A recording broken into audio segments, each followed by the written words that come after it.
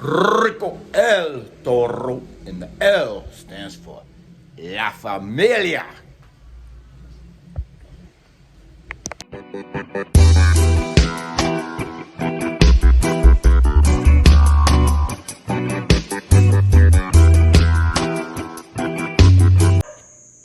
Que la que hay, mi gente?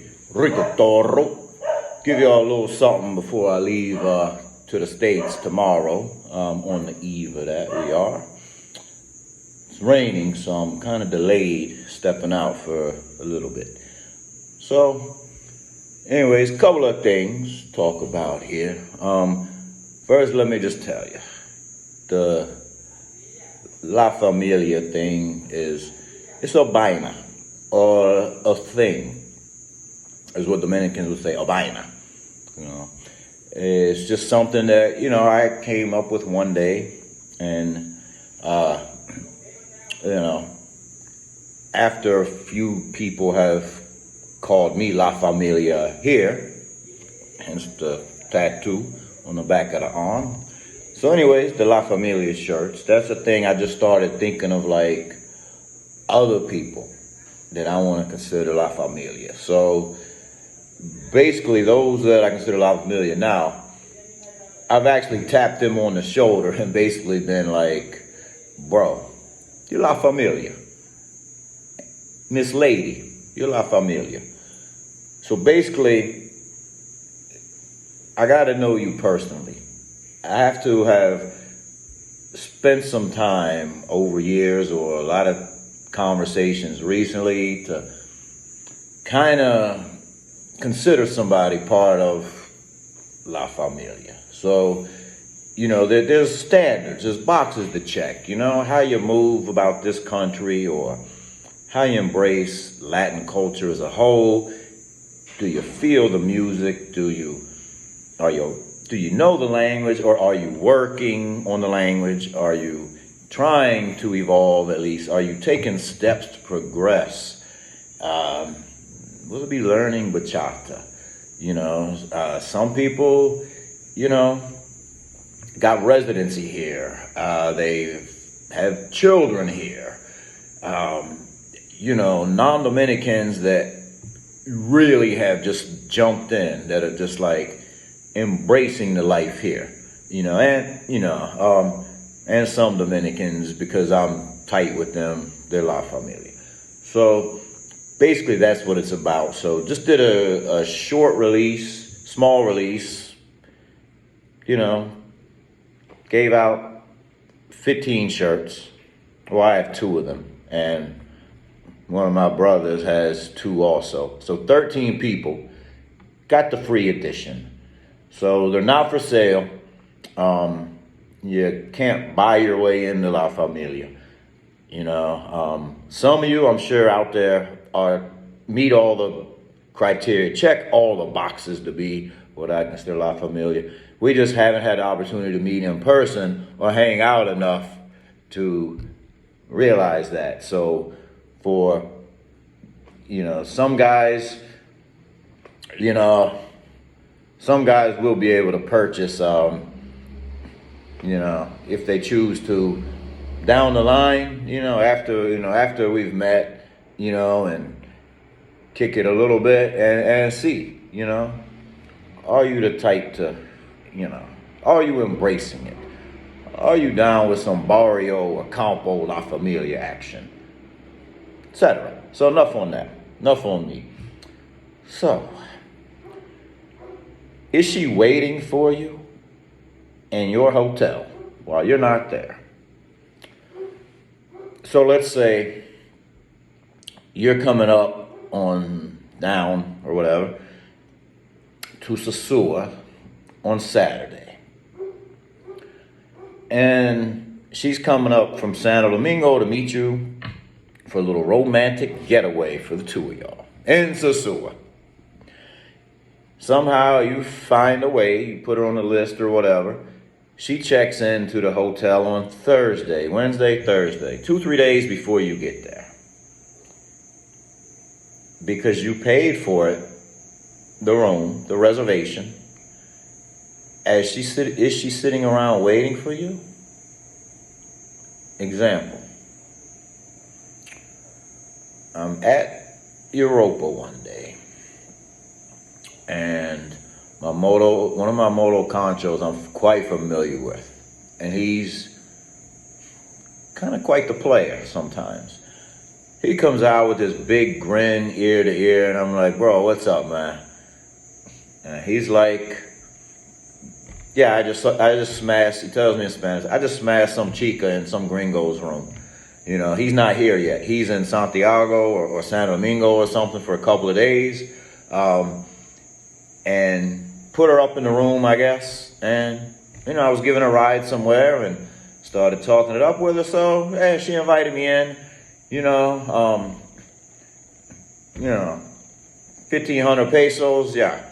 Like, okay, good for you. And so I'm guessing he's probably not the only one. She's not waiting 2-3 days for that guy to come here, especially if she has contacts and is familiar with Sosua already. Another situation. I get this text last week. This is a personal observation and a real life experience of Rico.toro. I get the text, and first I see a picture of a wrist with a resort wristband. Not gonna mention the place, but it's a well-known resort in the Sosua, Puerto Plata area. And she says, I'm here for a few days on vacation, but I would like to see you, if possible. And right away I'm like, on vacation. First off, you could tell by their pedigree, most of them. And I know her, she's street as can be. She's what I call a late night drunk decision, because that's how I basically dealt with her.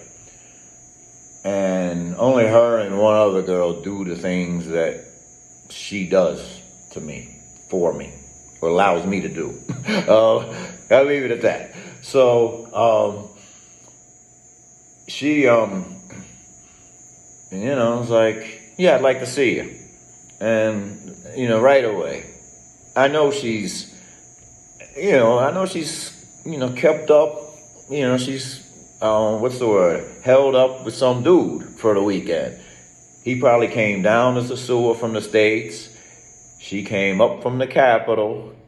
Romantic weekend for two. Woo-hoo. And he's thinking, yeah, she ain't doing nothing. I mean, let's face it. 98% of us, self-included, we do give a damn. If we're paying for the place and the time, we want to believe that she's staying on vacation with us, if that's what we're doing. I mean, most of us that have been around long enough, traveled long enough, etc., we've all wiped up somebody for a couple of days. So, in this case, this is the same girl that's posting all kind of WhatsApp statuses like, whatever his name is, half naked pictures like, mi amor, mi vida, I love you, papi, I love you, can't wait to see you, blah, blah. Probably just helping him, he's probably the type of guy that might feel like, oh, I'm special. She used my name. She's putting my name out there like I'm hers, like she's mine. So she's not messing around. She's super street. I mean, there are that small percentage that, they could be wiped up with you for a couple of days, that when they say they're just popping out to the salon, they're just popping out to the salon. When they say they're going to Colmado, they're just going to Colmado or whatever. Going to get a manicure. And that's it. That's all they do. They come back, or you just do all your movements together. But then you're like, I'm not with being up under anybody 24/7. So there are those that are a little bit different in that regard. But the majority, many of them, it's just like tying their shoes. Just like, if they get the call, the phone, bleep, bleep, bleep, blows up, bing, bing, bing, what's that? blows up when they happen to step out the door to run an errand. Easy opportunity. Like I say, it's just like putting on a pair of socks and their shoes and tying them. It's just that easy for some of them to just go lay down, get a second opportunity, double dip real quick, and get right back to you. I'm just saying, that's the reality, bro. And, you know, what was I gonna say? Yeah, so there are those that won't do it, but, you know, there are those, I mean, it's debatable. It's debatable. The ones that are obviously, the people obviously working the street game, a little more willing and open to do stuff like that, or likely to do stuff like that, versus, say, some of the barrio babies, the barrio Barbies that only come to Sosua up on call when they have an appointment. They're relatively low key. You don't see them posting up at any of the popular establishments on the strip. You don't see them doing a lot of stuff online. I'm sure they all have options, but some it's tricky, it's debatable who's after all their options versus those that don't really want to play around that much. They're happy when they got a good situation or two and keeping it low key. They're all different in that sense. But I just want you guys to be aware that, you know, just because you think you got somebody on lock for a couple of days, you might not. She might not be waiting around for your ass. She might, you might think that it's, you might think like, I got it on lock. I got it under contract.